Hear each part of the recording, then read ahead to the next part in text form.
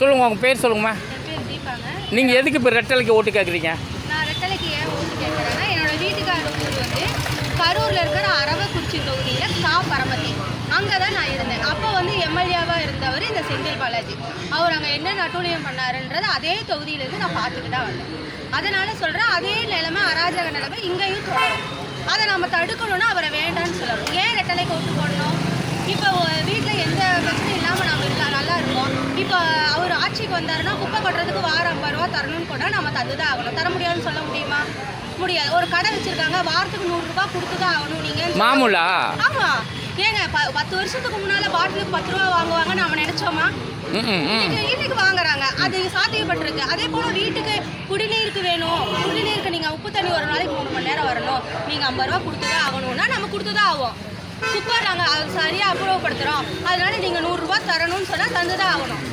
தர முடியாது நம்ம எப்படி சொல்ல முடியும்? இது வந்து நிர்வாகமே கேட்குதா இல்லாட்டி அவர் கேட்பாருங்க சார். அவரு கேட்பாரு. மாநகராட்சிக்காரங்களோ நகராட்சிக்காரங்களோ இதை வேலை செய்ய முடியாது. அவரோட ஆளுங்க மட்டும்தான் வேலை செய்வாங்க. அவரோட ஆளுங்க மட்டும்தான் இருப்பாங்க.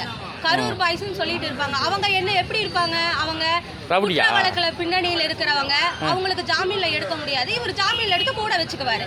அடிதடி கேஸ்ல இருக்கிற நாளைக்கு கொலை கேஸுக்கு போவான். அவனை பார்த்து நம்ம பயப்படத்தானே செய்வோம். அவன் 100 ரூபாய் கேட்டா தரதான் செய்வோம். தர முடியாதுன்னு சொல்ல முடியாதுல? எப்படி சொல்லுவீங்க? சொல்லிட்டோன்னா வீட்டுக்கு முன்னால கேபிள் போடுறேன், பைப்பு தோன்றேன்னு வீட்டுக்குள்ள முன்னால குழி தோட்டி போடுவாரு. எப்படி அவர் வந்து மூடுற வரைக்கும் நம்ம வீட்டுக்குள்ளேயே இருக்க வேண்டியதுதான். இப்படி அராஜகம் கூட நம்ம எங்க போய் ஆமா, ரெட்டலைக்கு ஓட்டு போடுங்க. ஏங்க கரூர்ல அவருக்கு ஓட்டு போட்டோம், அவரால் கரூர்ல நிக்க முடியல.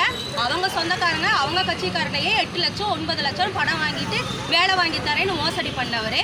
இப்ப இங்க அதை பண்ண மாட்டாருன்னு நினைச்சியோம். தொகுதியில நிக்காம இங்க வந்து நிக்கிறாரு. ஏன்னா கரூரை முடிச்சிட்டாரு. ஒண்ணு நம்ம கரூர், அடுத்தது 2. ஏன் கோவையில சிறு குறு விவசாயிகள் தொழிலாளர்கள் இருக்கிறாங்க. மோட்டார் தொழில் நல்லா போயிட்டு, தங்கப்பட்ட நல்லா போயிட்டு இருக்கு. ஜவுளியில் ஒரு கூடுமான அளவு நல்லா போயிட்டு இருக்கு. அதில் நல்ல வருமானம் வருது. பெரிய தொகையை அடித்தா சீக்கிரமாக பிரபலமாயிடலாம். சின்ன தொகையை அடித்தா சீக்கிரமாக பணம் சம்பாதிக்கலாம். கேஸ்லேருந்து வெளியே வந்துடலாம். அடுத்தது அவரோட பிளான். போதுமான அளவு பணம் சம்பாதிச்சிட்டாரு. அதை தக்க வைக்கணும்னா அவருக்கு ஆட்சி வேணும், அதிகாரம் வேணும்.